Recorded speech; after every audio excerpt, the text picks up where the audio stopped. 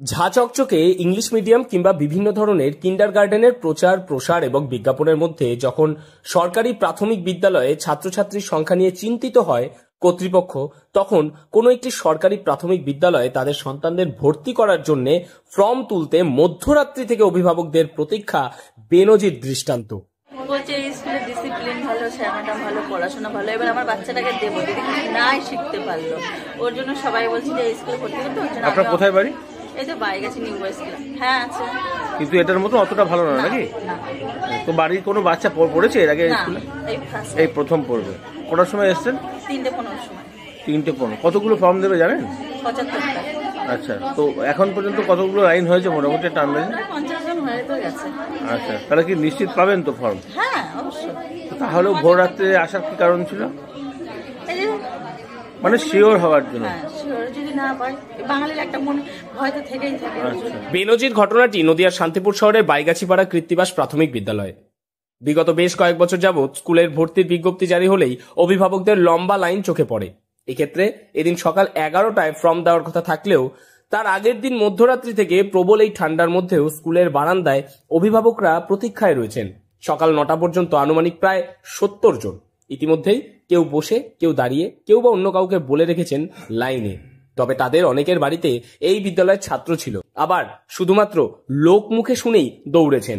তবে প্রত্যেকের নিজ নিজ এলাকাতেই রয়েছে সরকারি প্রাথমিক বিদ্যালয়।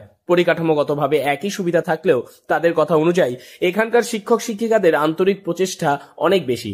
কেউ জানাচ্ছেন স্কুলে বিভিন্ন পালনীয় দিন কিংবা পড়াশোনা বাদেও বিভিন্ন সাংস্কৃতিক অনুশীলন করানো হয়। এবার এখানে বলতে পারেন আশেপাশে 3-4টি স্কুল আছে, 1 কিলোমিটার মধ্যে 3-4টি স্কুল। সবকটা স্কুল ছেড়ে দিয়ে এইখানে কেন আসছে সেটা অভিভাবকরা বলতে পারবে। মানে পরিকাঠামোর দিক থেকে বা সুযোগ সুবিধার দিক থেকে পশ্চিমবঙ্গের সব প্রাথমিক বিদ্যালয় এক।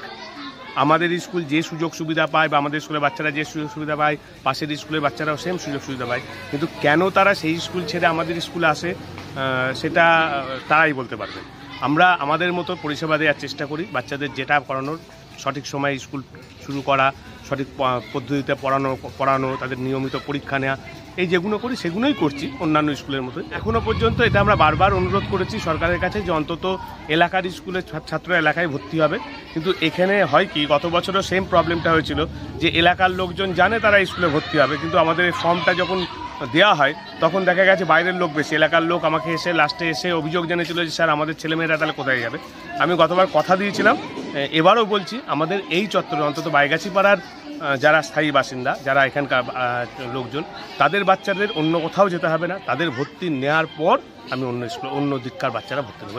তবে এই সকল প্রশংসা পেয়ে শিক্ষক শিক্ষিকারা খুশি হলেও তারা জানাচ্ছেন অন্যান্য বিদ্যালয়ের মধ্যে ছাত্রছাত্রীর সমবন্টন, অর্থাৎ নিজ নিজ এলাকার বিদ্যালয়গুলিকে উপেক্ষা করে দূরে কোথাও আসা উচিত নয়। তাতে একদিকে যেমন সেই বিদ্যালয়ের ক্ষতি, তেমনি ভিড় হওয়া এই বিদ্যালয়ে পরিকাঠামোগতভাবে উন্নয়ন যথেষ্ট না হওয়ার ফলে অত্যাধিক ছাত্রছাত্রীদের চাপে হয়তো বেশি দিন ভালো রাখা সম্ভবপর হয়ে উঠবে না।